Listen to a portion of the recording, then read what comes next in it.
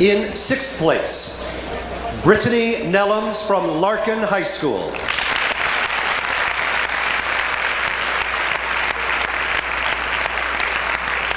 In 5th place, Georgette Voss from Buffalo Grove.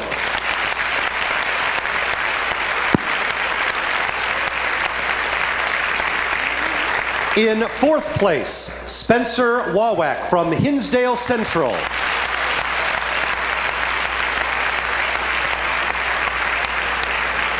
Third place, from Downers Grove South, Mariah Copeland.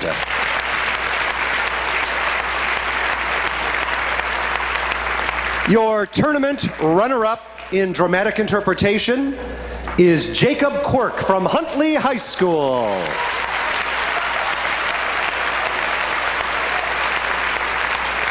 And your tournament champion in dramatic interpretation from Freeport High School, Jeffrey Manus.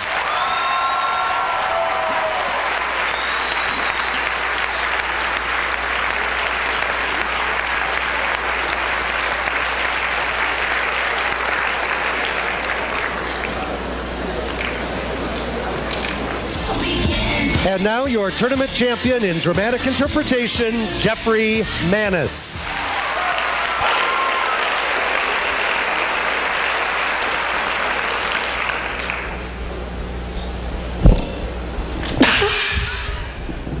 My name is Bruno Littlemore.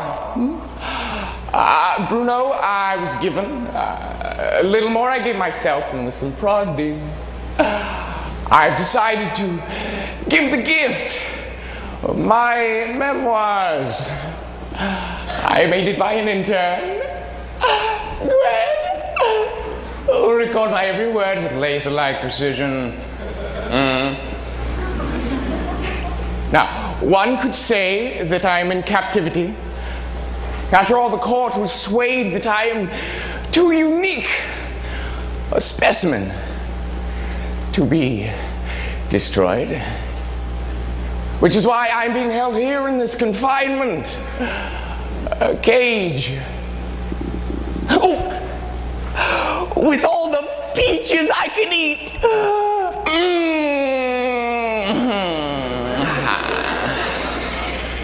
All told, I've been in worse cages, but a cage nonetheless. So where should I begin? I'll start with the first time I met Lydia. After all, Lydia is the reason why I'm here. But Lydia and Dr. Norman Plumley.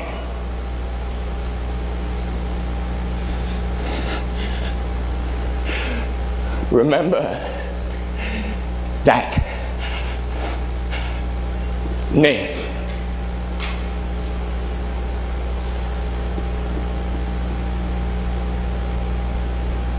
Language. The great equalizer has the power to save lives, stop injustice, and end war. But if used recklessly, it can do more harm than good. Author Benjamin Hale illustrates this with Bruno Littlemore, a chimpanzee, making the transition from animal to human, and shows us that sometimes ignorance is bliss. The Evolution of Bruno Littlemore by Benjamin Hale. The first time I met Lydia, I didn't even know I was participating in a scientific experiment. My sister Celeste and I were conveyed into this alien room. Suddenly, a scientist produced from his pocket a peach. A peach. I would have sold my soul for a peach. And in a way, I did. I remember hating her, loathing him for the way he lorded the fruit over me. This man was Dr. Norman Plumley. After some experiments, I was allowed to sit in the corner and play with my toys. And Lydia joined me. She picked me up and held me, and I put strands of her hair in my mouth. Lydia was my first love. Why don't you capitalize the L in love, Gwen? And why don't you capitalize the F in verse as well? She brought me out of my animal darkness. I made a decision. I looked at Lydia and I said to her, "Boom! No!" I forsook my animalhood then. Lydia became convinced that she would be able to teach an ape to fully understand and perhaps even verbally communicate in English. So I partook in experiments, flashcards with different symbols on them, hand gestures. I was expected to emulate the naming of things. For 2 years. Everything is a process and nothing is instantaneous. The experiments were fun at first, but I grew weary of them. As soon as I had one task down, they would introduce another one. I chose to learn them quickly, simply so that I wouldn't have to suffer through the brain-numbingly dull procedures ad nauseum. I learned to speak, to read,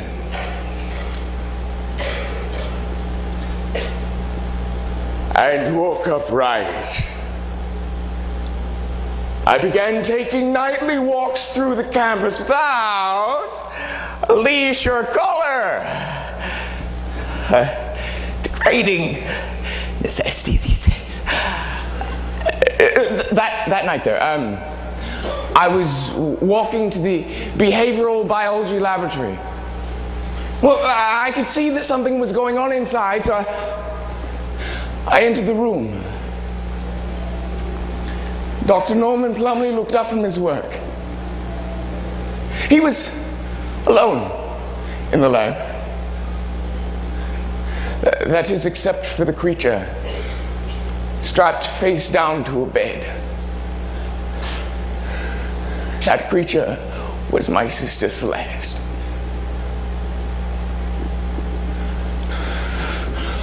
On one of the long tables, I saw several publications of pornographic nature. I grasped the nature of this experiment. I knew what was contained in that syringe was probably his own. This wasn't science. This was rape. And I said, "What are you doing to Celeste?" I saw him make a swift move, and at that moment I realized that my days of smashing and biting were not behind me after all. To kill a man with bare hands, teeth, fit of rage.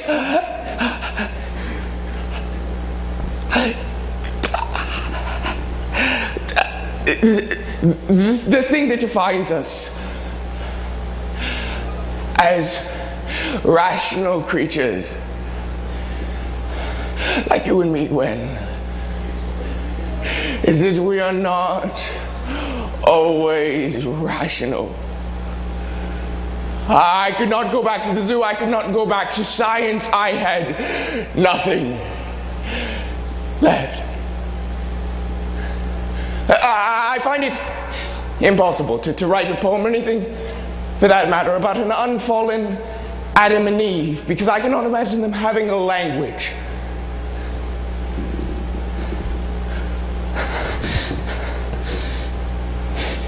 Eden was not sacrificed for the pleasure of a fruit, but for the pleasure of words. And now we have shame and pain and the knowledge of death. all because of words.